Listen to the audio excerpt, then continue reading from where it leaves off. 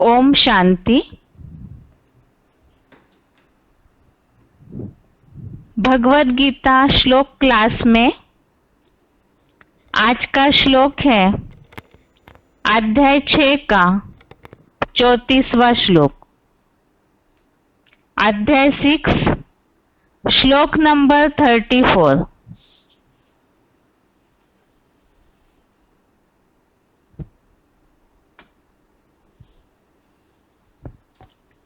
श्लोक है चंचलम ही मनः कृष्ण प्रमाथि बलवदृढ़म् तस्याहं निग्रहं मन्ये वायोरिव सुदुष्करम्। श्लोक दोबारा। चंचलम ही मनः कृष्ण प्रमाथि बलवदृढ़म् तस्याहं निग्रहं मन्ये वायोरिव सुदुष्करम्। श्लोक का संधि विच्छेद है चंचलम ही मनः कृष्ण प्रमाथि बलवत् दृढ़म् तस्य अहं निग्रहं मन्ये वायो इव सुदुष्करम्। संधि विच्छेद दोबारा। चंचलम ही मनः कृष्ण प्रमाथि बलवत् दृढ़म् तस्य अहं निग्रहं मन्ये वायोः इव सुदुष्करम्।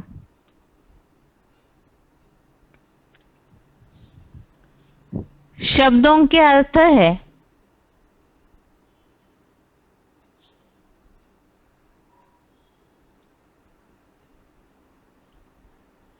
कृष्ण अर्थात हे आकर्षण मूर्त शिव बाबा। मनः अर्थात मन। चंचलम अर्थात चंचल है। प्रमाथि अर्थात मथ डालता है। बलवत् अर्थात बलवान है। दृढ़म् अर्थात हठी है। ही अर्थात क्योंकि। अहम अर्थात मैं। तस्य अर्थात उसका। निग्रहम् अर्थात रोकना। वायो अर्थात वायु। इव अर्थात समान। सुदुष्करम अर्थात अति कठिन। मन्ये अर्थात मानता हूँ। शब्दों के अर्थ दोबारा। कृष्ण अर्थात हे आकर्षण मूर्त शिव बाबा। मनः अर्थात मन। चंचलम अर्थात चंचल है। प्रमाथि अर्थात मथ डालता है। बलवत् अर्थात बलवान है। दृढ़म् अर्थात हठी है। ही अर्थात क्योंकि, अहम अर्थात मैं, तस्य अर्थात उसका, निग्रहम अर्थात रोकना, वायो अर्थात वायु, इव अर्थात समान, सुदुष्करम अर्थात अति कठिन, मन्ने अर्थात मानता हूँ। श्लोक का अर्थ है,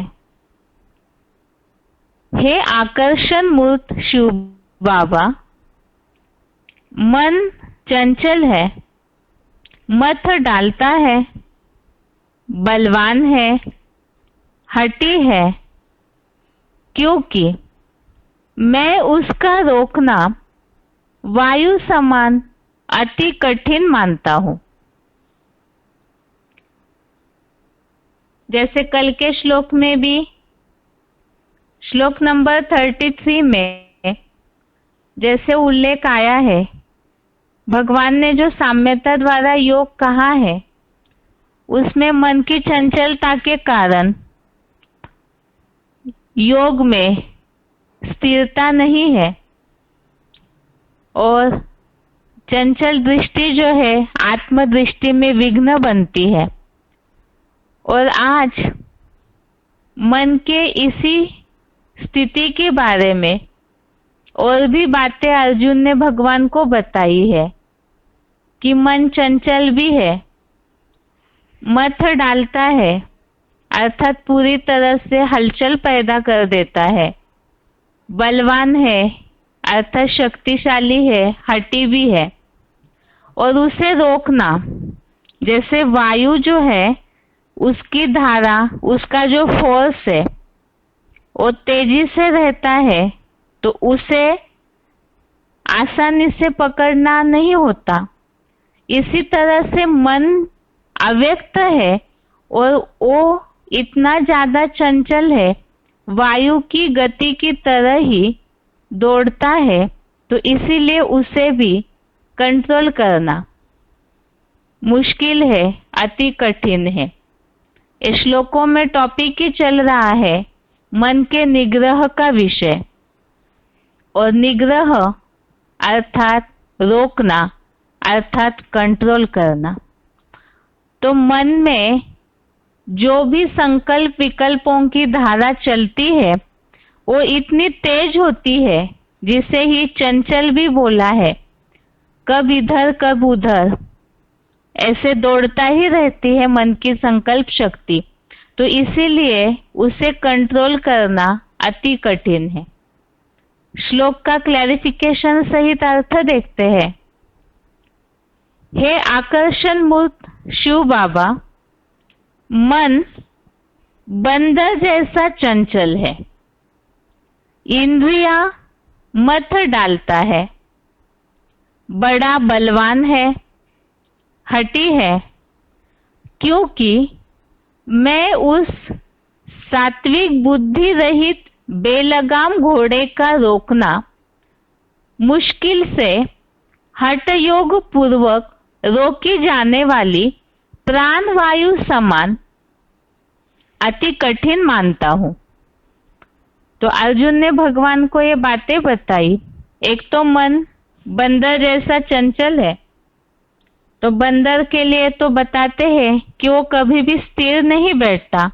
जैसे बहुत सी VCDs में भी शिव बाबा इसका वर्णन बताए हैं कि बंदर में हर बात का ही विकारों की अति ज्यादा होती है, तो चंचलता विशेषकर इतनी ज्यादा होती है कि एक जगह बैठ के भी वो स्थिर नहीं बैठेगा, या तो नजर घूमती रहेगी, इधर उधर कूदता रहता है। इसी तरह से मन की भी यही स्थिति है, उसमें चंचलता इतनी ज्यादा है, एक सेकंड में यहाँ से दूसरे सेकंड तुरंत संकल्प शक्ति कहीं भी पहुंच जाती है। तो चंचल है, उसमें स्थिरता नहीं। और मन की चंचलता इतनी ज्यादा है कि वो इंद्रियों को मत डालता है, मन में संकल्पों की शक्ति ज्यादा तीव्र होने पर इतनी चंचलता होती है कि वो इंद्रियों में भी हलचल पैदा कर देता है। इंद्रियां भी वैसी ही एक्ट करने लग जाती है। इंद्रियां मत डालना अर्थात इंद्रियों से फिर वैसे कर्म कराना शुरू हो जाता है, क्योंकि मन की चंचलता की शक्ति इतनी तीव्र होती है। इसी तरह से बलवान है अर्थात शक्तिशाली है। वो कैसे? जैसे तीसरे अध्याय में हमने श्लोक देखा है, इंद्रियाणि परान्याहु इंद्रियभ्य परम मन। तो इसमें जैसे बताया है कि इंद्रिया प्रबल है ऐसे कहा जाता है, लेकिन इंद्रियों से भी प्रबल अव्यक्त मन है, और मन से भी प्रबल मन का जो लगाम है वो है बुद्धि।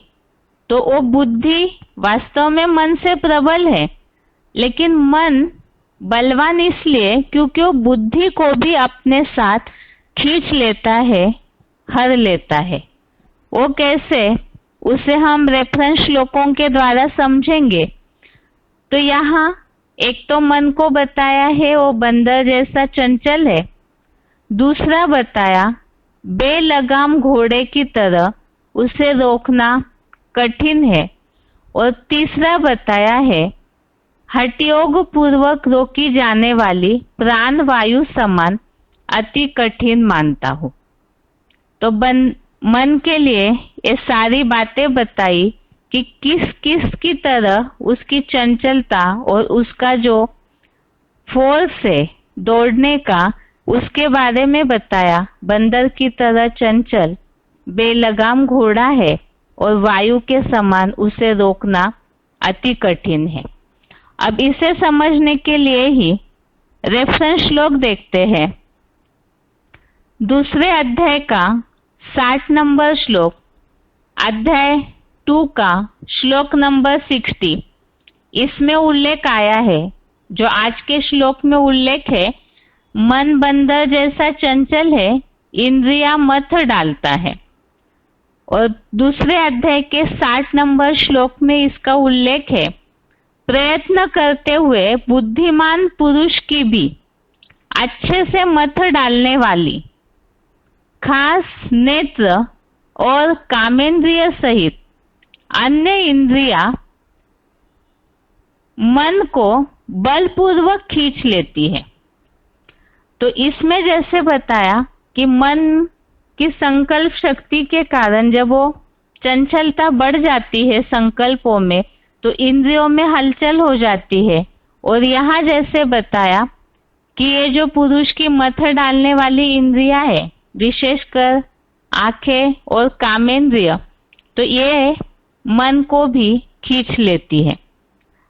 आगे दूसरा श्लोक है दूसरे अध्याय का 62 और 63 नंबर श्लोक, अध्याय 2 का श्लोक नंबर 62-63। इंद्रियों में हलचल जो होती है, इसमें जैसे विषय भोग का ध्यान करने वाले पुरुष को उन विषयों में आसक्ति लगाव उत्पन्न होता है। आसक्ति से कामना, कामना से क्रोध, क्रोध से मूढ़ता, मूढ़ता आने से स्मृति का नाश, और स्मृति के भ्रष्ट होने से बुद्धि नष्ट हो जाती है। तो बुद्धि जो है वो वास्तव में मन रूपी घोड़े का लगाम है। बुद्धि की निर्णय शक्ति के द्वारा मन को कंट्रोल किया जा सकता है, लेकिन मन को इस श्लोक में बलवान बोला है। इस हिसाब से जैसे ये दूसरे अध्याय के 62 और 63 श्लोक में उल्लेख है, विषय भोग का ध्यान करने वाला पुरुष, अर्थात ध्यान करना अर्थात मन ही मन में उस बात के लिए सोचना। अब उन बातों के लिए बार बार जैसे ध्यान किया, कोई चीज अगर ले ली, जैसे आंखों से किसी को देखा, जीभ से किसी चीज का एक बार स्वाद ले लिया, और फिर दोबारा अगर उस बात के लिए मन से ध्यान किया, सोचा तो उसके प्रति आसक्ति निर्माण होती है, लगाव निर्माण होता है। अर्थात बार बार मन की संकल्प शक्ति वहां ही जाएगी, वो चीजें बार बार याद आती है। याद आना अर्थात ही आसक्ति या लगाव निर्माण होना, और आसक्ति से कामनाएं भली भांति पैदा होती है, तो इच्छाएं निर्माण होती है, और इच्छाओं की तीव्रता इतनी ज्यादा होती है। ये सब बातें तो मन में ही निर्माण होती है, मन के संकल्पों में। विषय भोग का ध्यान मन के द्वारा ही, संकल्पों के द्वारा किया जाता है। आसक्ति या लगाव मन के संकल्पों में ही निर्माण होता है, और कामनाएं अर्थात उन इच्छाओं की पूर्ति न होने पर क्रोध आता है। क्रोध से बुद्धि मूर्ता आने पर स्मृति का नाश, स्मृति के नाश भ्रष्ट होने से बुद्धि नष्ट होती है। अर्थात ही मन की संकल्प शक्ति के द्वारा ही ये चंचलता इंद्रियों में हलचल पैदा करके वो इतना बलवान हो जाता है कि वो पूरी तरह बुद्धि की निर्णय शक्ति को ही नष्ट करता है, और परिणाम स्वरूप अनिश्चय रूपी मृत्यु हो जाती है। तो इसीलिए वो बलवान भी है और हठी भी है। हठी किस तरह से है? तो एक बार जो बात जो बताया कि बुद्धि को हर लेता है, बार बार मन में उस बात के लिए सोचते रहना, तो वो संकल्प शक्ति कंट्रोल न होना अर्थात जिद्दीपना, हठीपना मन के संकल्पों में आता है। और इसका कारण तो जैसे कल के श्लोक में उल्लेखित है, 6वें अध्याय के 33वें श्लोक में, जन्म जन्मांतर का हिसाब किताब। जो चंचल दृष्टि जन्म जन्म की आत्म दृष्टि में विघ्न है, तो इसी तरह से मन की ये जो चंचलता है, बलवानपना, हठीपना, ये भी जन्म जन्मांतर के कर्मों के हिसाब किताब से जुड़ा है। और आगे बताया कि वायु समान कंट्रोल करना अति कठिन है। इसके लिए ही दूसरे अध्याय का 67 नंबर श्लोक, अध्याय 2 का श्लोक नंबर 67, इसमें बताया, जो चंचल मन दैहिक भोगों में विचरण करती हुई कोई भी ज्ञान या कर्म इंद्रियों का अनुसरण करता है, वह मन तीव्र गति से बहती वायु द्वारा पानी में तैरती नाव की तरह इस भोगी का बेलगाम दौड़ता अश्वरूप मन बुद्धि को हर लेता है। जो आज के श्लोक में श्लोक नंबर 34 में बात आई, वायु समान, ये जो बेलगाम घोड़ा है, सात्विक बुद्धि रहित बेलगाम घोड़े का रोकना वायु समान अति कठिन मानता हूं। तो वो अति कठिन कैसे होता है? क्योंकि वो बुद्धि को हर लेता है। अब ये जो मन है, दैहिक भोगों में विचरण करती हुई ज्ञान या कर्मेंद्रियों का अनुसरण करता है। अनुसरण करना अर्थात जैसे 62वें श्लोक में उल्लेख आया, उन बातों का ध्यान करना। जैसे आंखों से किसी को देख लिया तो वो बातें मन के संकल्पों में चलते रहती है, अर्थात इंद्रियों का मन ने अनुसरण कर लिया, मन के संकल्पों में उन बातों को लगातार चलने दिया, तुरंत कंट्रोल नहीं किया, रोका नहीं, तो वो बात बढ़ते जाती है, संकल्पों में बार बार निर्माण होके फिर बुद्धि को वो हर लेता है। वायु जैसे पकड़ में नहीं आती, इसी तरह से बुद्धि की निर्णय शक्ति भी पूरी तरह खींच लेता है।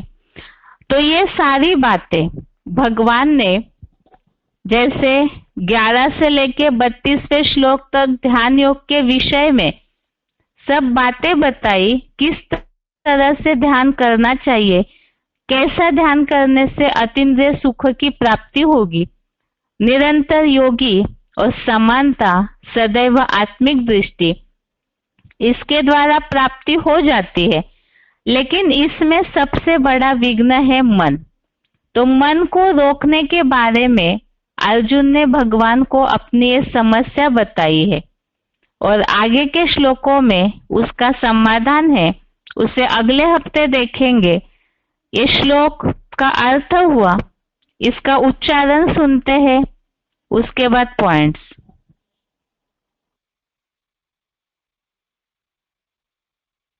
चंचलं हि मनः कृष्ण प्रमाति बलवदृढं तस्याहं निग्रहं मन्ये वायोरिव सुदुष्करम्। हे आकर्षण मूर्त शिव बाबा, मन बंदर जैसा चंचल है, इंद्रिय मत डालता है, बड़ा बलवान है, हठी है, क्योंकि मैं उस सात्विक बुद्धि रहित बेलगाम घोड़े का रोकना मुश्किल से हठ योग पूर्वक रोकी जाने वाली प्राण वायु समान अति कठिन मानता हूँ।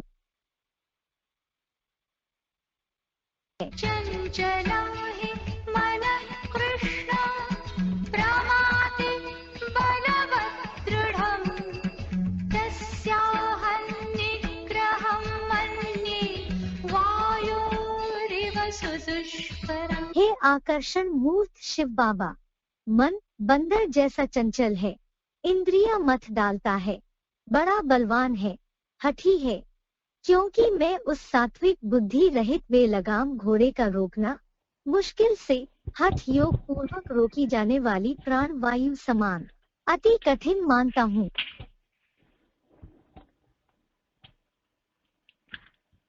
आगे है points. VCD number 3246, VCD number 3246 7 minute के बाद से लिया हुआ पॉइंट है। मन इंद्रियों से पावरफुल है। क्या वो अंग याद आता रहेगा? है नहीं याद आएगा ना? है क्यों?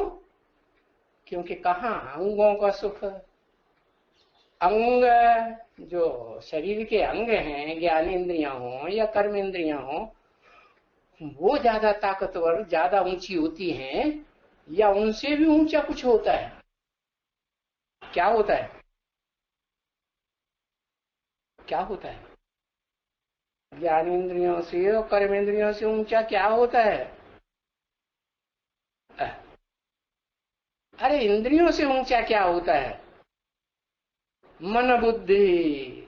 हाँ, मन जो है वो सभी इंद्रियों पर कंट्रोल करता है ना। मन के बगैर तो कोई भी इंद्रिय कोई भी सुख नहीं भोग सकती, तो मन ही ऊंचा हुआ ना। और मन तो बड़ा बंदर है।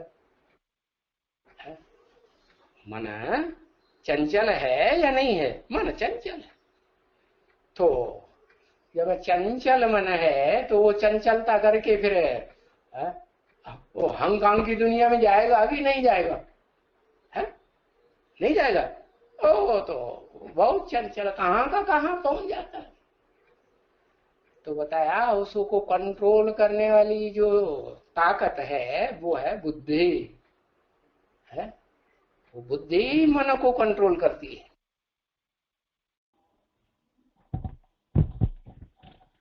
आगे का पॉइंट है वार्तालाप नंबर 473, डिस्कशन नंबर 473, 56 मिनट के बाद से लिया हुआ पॉइंट है आंखें और मन की चंचलता। बाबा कहते हैं अच्छे अच्छे बच्चों का भी आंखों से दिन भर में 10, 20, 50 भूलें होती है। तो आंखों से कैसे भूल होती है? पहला प्रश्न। और उसे कैसे सुधारना है? क्या अच्छे अच्छे बच्चों से 10, 20, 50 भूलें होती है दृष्टि से, आंखों से। माने आंख बेविचारी बनती है। बेविचारी बनती है माना एक को देखने नहीं चाहती, क्या चाहती है? अनेकों की तरफ दृष्टि जाती है और अनेकों को देखते ही रहे, देखते ही रहे। मन की आंखों से भी देखते रहे और तन की आंखें वो भी ललचाए मान रही थी, हाय हाय हमको यही ले जाता, इसी से हो जाती, कहाँ फंस गए आकर के। तो ये बेविचारी आंखें 10-20-25 बार होती, सिर्फ कन्याओं माताओं की नहीं, कुमारों और अदर कुमारों की भी ये हालत है। इनको अच्छे अच्छे बच्चों की लिस्ट में डाला जाता है, माने सर्वसेबुल है।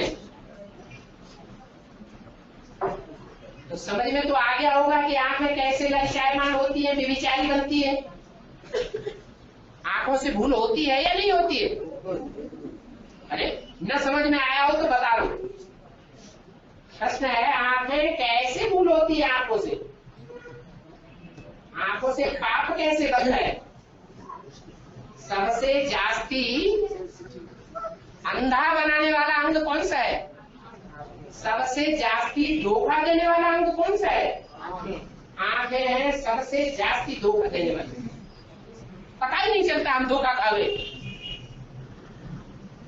ऐसा धोखा खा जाते हैं कि जिसको आंख से 1 सेकंड 10 सेकंड भी देख लिया, बस उधर ही बुद्धि जाती है। बार बार रोकना चाहे बार बार उतर जाती है। देखो पूर्व जन्म का हिसाब किताब होगा तो 1, 2, 10 सेकंड भी अगर देखेंगे, ज्यादा जन्मों का हिसाब किताब होगा तो जल्दी भूलेगा नहीं, वो याद जरूर आता रहेगा।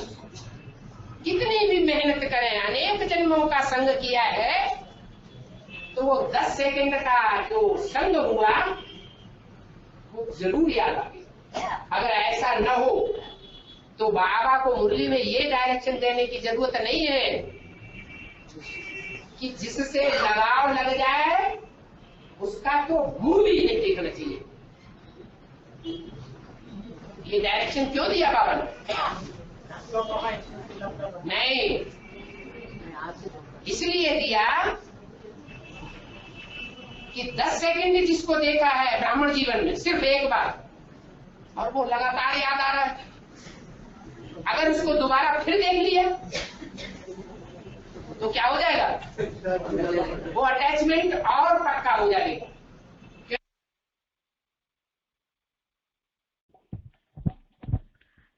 आगे का पॉइंट है VCD number 398, VCD number 398 31 minute के बाद से लिया हुआ पॉइंट है। मन रूपी बेलगाम घोड़ा गड्ढे में ले जाता है। अब कर्मेंद्रियां तो है ही नीचे नीचे वाली, नीचे स्टेज वाली, उनकी तो बात ही मत पूछो। बाबा ने तो इशारे में बता दिया कि मनसा में कोई पाप हो जाता है तो उतना बोझ नहीं चढ़ता, लेकिन अगर कर्मेंद्रियों से कोई पाप हो जाता है तो 100 गुना दंड उठाना पड़ता है। और ये तो लाजमी है। कोई भी पाप कर्म की बात पहले मन के अंदर आती है, संकल्पों में, बाद में दृष्टि में आती है, फिर वाचा में आती है और फिर करुणा में भी आती है। अगर उसे बीच में रोका नहीं दी गया, लगाम नहीं लगाई गई मन को, तो वो जबरियन आगे बढ़ा ले जाता है। इसलिए बोला कि बाप के खजाने जो मिले हुए हैं उनके तो मालिक हैं ही संगम युग में, लेकिन ये भी देखना है कि हम स्वराज्य के कितने मालिक बने। ये 10 इंद्रियों के ऊपर और मनरूपी 11वीं इंद्रिय है, ये भी जड़त्वमयी है। इसकी लगाम को अगर बुद्धि की जो लगाम है अगर उसको कस के नहीं रखा तो ये मन रूपी घोड़ा गड्ढे में जरूर ले जाएगा।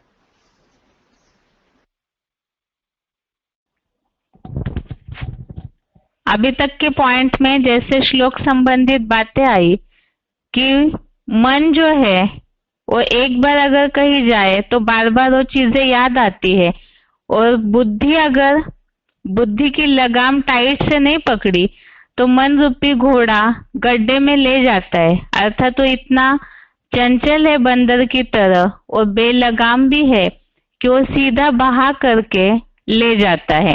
आगे का पॉइंट है VCD number 182, VCD number 182, 36 minute के बाद से लिया हुआ पॉइंट है मन के हारे हार, मन के जीते जीत। ये सारी मन बुद्धि की बात है। मन के हारे हार और मन के जीते जीत। मन अगर कंट्रोल में कर लिया तो वो सच्चा ब्राह्मण है, और मन अगर कंट्रोल से बाहर है, मन बुद्धि चंचल होती है तो इंद्रियां भी चंचल हो जाती हैं। इंद्रियों में चंचलता आती है तो पतन होता है।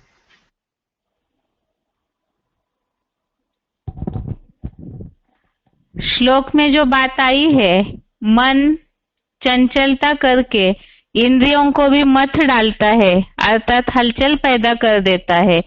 तो इसी तरह से पॉइंट में बात आई है मन के हारे हार, मन के जीते जीत। अगर मन को कंट्रोल में नहीं कर पाए तो मन की हार हो जाती है। संकल्पों से पूरा अगर बहा के ले जाए मन, तो मन हारा हुआ है, अर्थात मन के हारे हार, और मन पे कंट्रोल कर लिया, संकल्प शक्ति पे कंट्रोल कर लिया। जो श्लोकों में उल्लेख है निग्रह अर्थात रोकना, तो इस तरह से रोक लेते हैं मन को चंचलता करने से, तो मन के जीते जीत हो जाती है। ये आज के श्लोक का अर्थ है। अभी इस हफ्ते के श्लोकों की रिवीजन। रविवार के श्लोक टेस्ट के लिए श्लोक है अध्याय 6 का श्लोक नंबर 31 से 34 तक। श्लोक टेस्ट के लिए श्लोक है श्लोक नंबर 31 से श्लोक नंबर 34 तक। 31 नंबर श्लोक है सर्वभूत स्थितम यो माम भजत्येकत्वमास्थितः सर्वथा वर्तमानोऽपि स योगी मयि वर्तते। श्लोक का अर्थ है पुरुषोत्तम संगम के मुकर्रर अर्जुन रथ में एक व्यापी परमपिता शिव को जो योगी सब प्राणियों में नंबरवार योग ऊर्जा से स्थित मुझे भजता है, वह श्रेष्ठ योगी सब प्रकार से व्यवहार करते भी मेरे परम पार्टधारी हीरो परमात्मा रूप दिल में है। यहाँ श्लोकों में बात चल रही थी योगी जो प्रेमी प्रेमिका की भांति सब जगह भगवान को ही देखता है, तो भगवान उनसे दूर नहीं, वो भगवान से दूर नहीं। और ऐसा जो योगी है वो सब प्रकार से व्यवहार करता हुआ भी परमात्मा के दिल में तब रहता है जब वो एक व्यापी जो शिव है अर्जुन रथ में मुकर्रर रथ में है। तो ऐसा योगी जो प्राणियों में नंबरवार योग ऊर्जा से स्थित मुझे भजता है, जिस बात को समझने के लिए हमने पॉइंट समझा था वीसीडी का। वास्तव में भगवान तो एक व्यापी है, लेकिन उनकी याद नंबरवार पुरुषार्थ अनुसार याद की शक्ति, याद के वाइब्रेशन की ताकत, जिसे ही योग ऊर्जा कहा है, वो नंबरवार सभी में स्थित रहती है और योगी उसी दृष्टि से ही देखता है कि सभी प्राणियों में नंबरवार भगवान के याद की पावर उपस्थित है।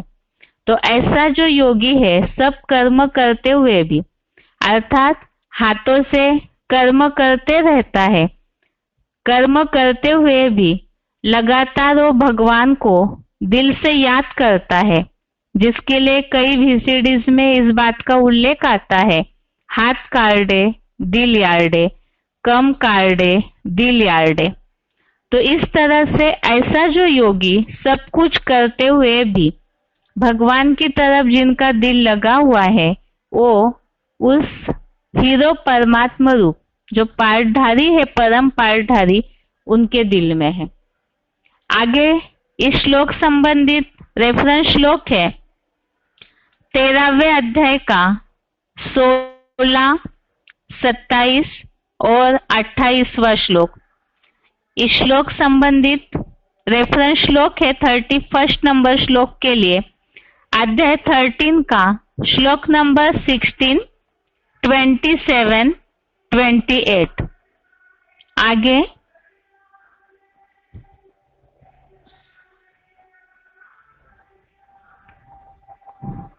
आगे के रेफरेंस श्लोक है 18वें अध्याय का 54वां श्लोक, अध्याय 18 श्लोक नंबर 54, अध्याय 15 का श्लोक नंबर 12,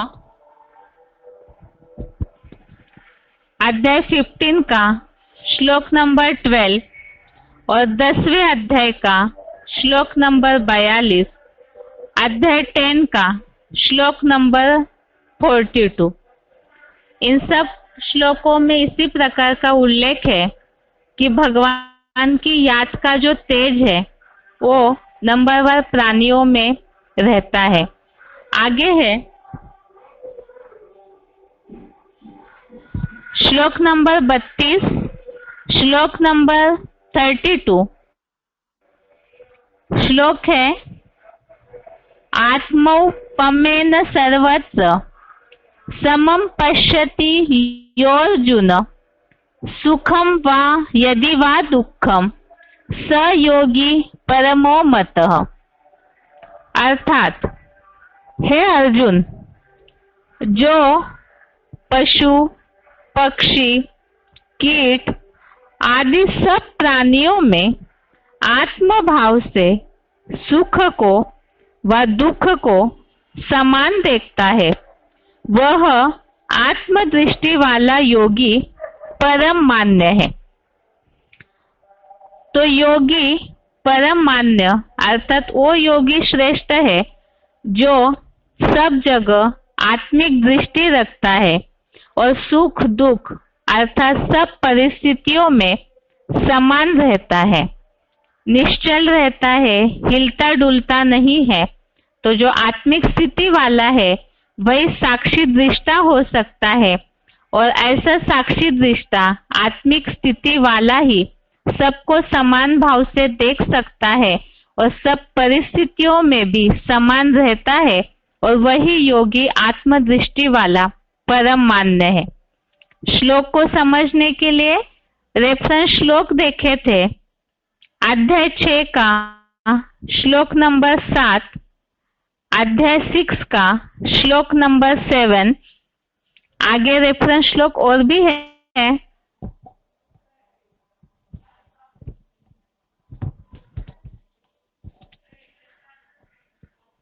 अध्याय 6 का श्लोक नंबर 29, श्लोक नंबर 9, अध्याय 6 का श्लोक नंबर 29, श्लोक नंबर 9 और 5वें अध्याय का श्लोक नंबर 18, अध्याय 5 का श्लोक नंबर 18। ये सारे श्लोकों में सबको आत्मभाव से देखने की बात का उल्लेख आया है कि पंडित जन समदर्शी होते हैं और ऐसे सबको समान देखने वाला विशेष है। आगे के रेफरेंस श्लोक है 14वें अध्याय का 24वां श्लोक, अध्याय 14 श्लोक नंबर 24, दूसरे अध्याय का 15वां श्लोक, अध्याय 2 श्लोक नंबर 15, 5वें अध्याय का 20वां श्लोक, अध्याय 5 श्लोक नंबर 20। इन सब श्लोकों में जो आत्मिक स्थिति वाला है, आत्मा में स्थिर है और सब स्थिति परिस्थितियों में समान रहता है और ऐसा योगी ही अमरत्व के लिए योग्य बनता है, ऐसा उल्लेख है। आगे का श्लोक है श्लोक नंबर 33। यहाँ पे श्लोकों का टॉपिक चेंज हुआ है। 33 से 36वें श्लोक तक मन के निग्रह का विषय। निग्रह अर्थात रोकना, मन के निग्रह का विषय अर्थात मन को रोकने का विषय, मन को कंट्रोल करने के संदर्भ में इन श्लोकों में बताया है। श्लोक नंबर 33 है, अर्जुन उवाच योऽयं योगस्त्वया प्रोक्तः साम्येन मधुसूदन एतस्याहं न पश्यामि चंचलत्वात् स्थितिं स्थिराम।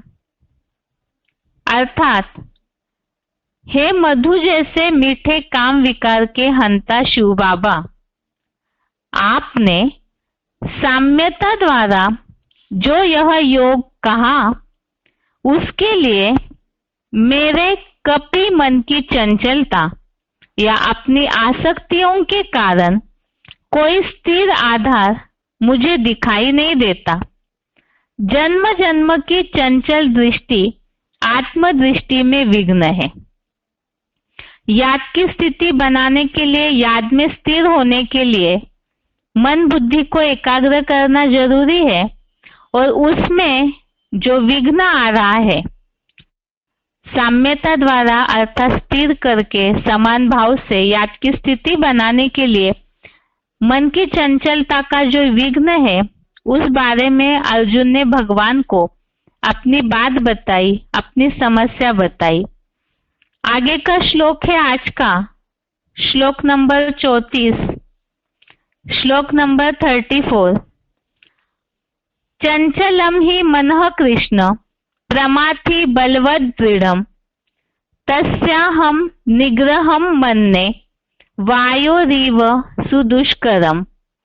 अर्थात, हे आकर्षण मूर्त शिव बाबा, मन बंदर जैसा चंचल है, इंद्रिया मथ डालता है, बड़ा बलवान है, हठी है, क्योंकि मैं उस सात्विक बुद्धि रहित बेलगाम घोड़े का रोकना मुश्किल से हठयोग पूर्वक रोकी जाने वाली प्राण वायु समान अति कठिन मानता हूं। अर्जुन ने इसमें अपनी और एक समस्या बताई, जिसमें बताया कि मन बंदर की तरह चंचल है, घोड़े की तरह बेलगाम है और वायु की समान रोकना इसे कठिन है। तो इसके बारे में अर्जुन ने बताया है और इसे समझने के लिए हमने रेफरेंस श्लोक देखे। दूसरे अध्याय का 60 नंबर श्लोक, अध्याय 2 का श्लोक नंबर 60, आगे दूसरे अध्याय का श्लोक नंबर 62, 63 और 67, अध्याय 2 का श्लोक नंबर 62, 63, 67। ये है इस हफ्ते के श्लोकों की रिवीजन। श्लोक टेस्ट के लिए श्लोक नंबर 31 से 34 तक और इसके अलावा कल बेसिक कोर्स में जो टॉपिक चला है, भगवान सर्वव्यापी नहीं है, इसके प्रूफ 12वें लेकर के 15वें नंबर तक प्रूफ तक। ये हो गया श्लोक टेस्ट के लिए रिवीजन। आज के लिए गीता क्लास यहाँ तक ही। ओम शांति।